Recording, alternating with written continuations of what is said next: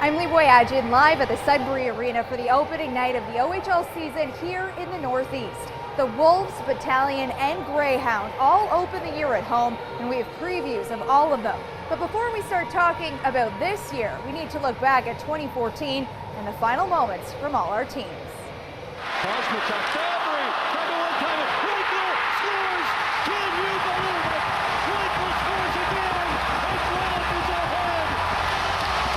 Skated, Reichel is there to bury it. Thompson has it.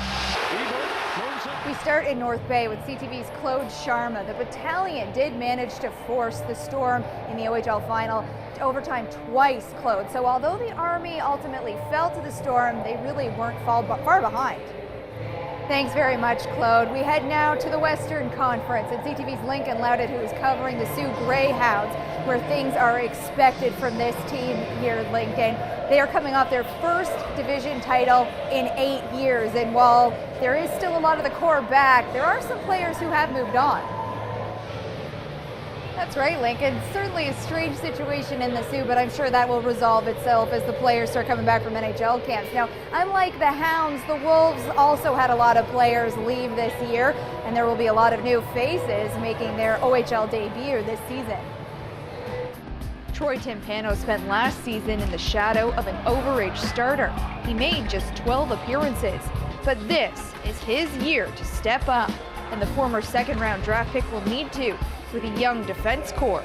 The Wolves lost their top 2 defensemen to graduation and another to the pros, and will need lone overager Jeff Corbett and their 2 18-year-olds Evan DeHaan and recently acquired Brody Milne to log a lot of minutes. But possibly the biggest and most troubling uncertainty the Wolves will face to start the season is the health of last year's leading scorer.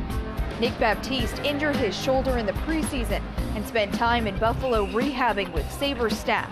The Wolves still do not know when he'll be back, putting a lot of pressure on the only other returning player who had more than 30 points for the Wolves last year. But it's a responsibility Nathan Pansow says he's ready for.